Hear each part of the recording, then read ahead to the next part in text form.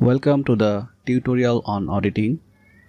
In this tutorial, we are going to learn about the fraud risk. What is fraud risk factor?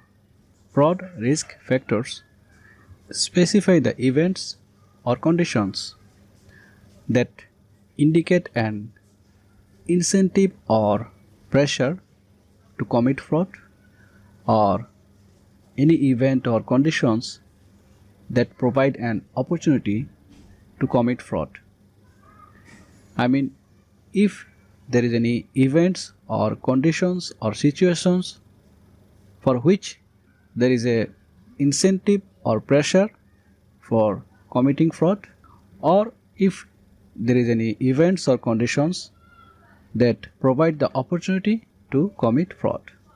Now we can see the examples of conditions or events which point to the presence of fraud risk. I mean, what are the conditions or situations or events by which we can get idea that there may be a fraud risk?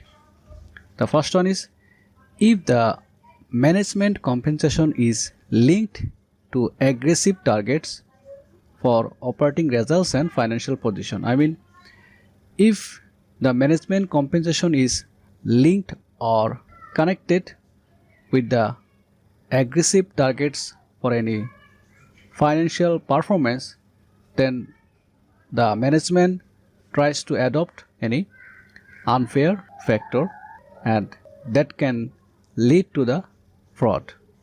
And the second conditions or events that point to the presence of fraud risk is if the management is interested in resorting or adopting to inappropriate means to minimize the reported earnings for any tax motivated reasons. I mean, if the management is interested to adopt or to depend on the inappropriate means or measures for the purpose of minimizing the earnings and for the purpose of avoiding tax, in that case you can get an idea that the management is susceptible for fraud risk.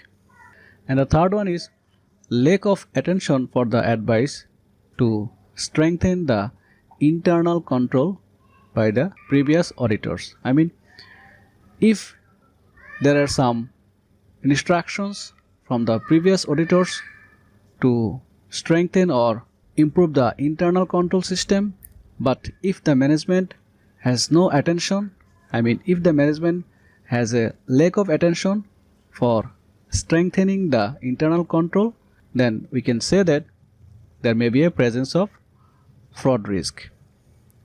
And the fourth one is if there is a frequent and aggressive violations of laws.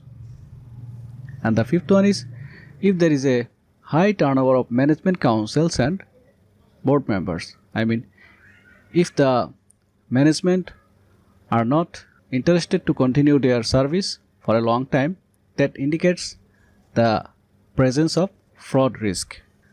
After that, we can see there may be some industry related conditions, such as if there is a high level of competition, if there is a increasing business failures.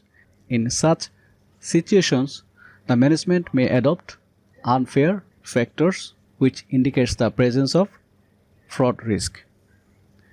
And the next one is conditions relating to operating characteristics and financial stability, such as if there is a continued cash losses, if there is a bad solvency position, if there is a significant related party transaction.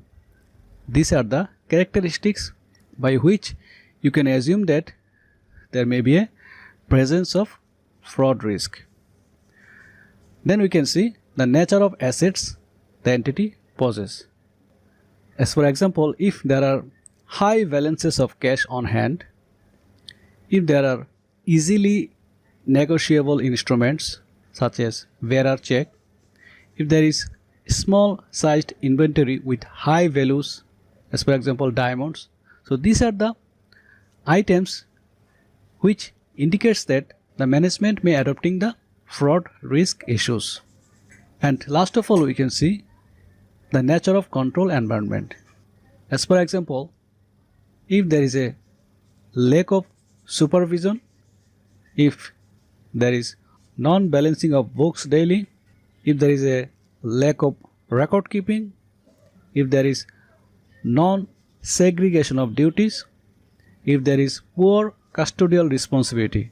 So these are the symptoms or conditions or events which indicates that there may be presence of fraud risk.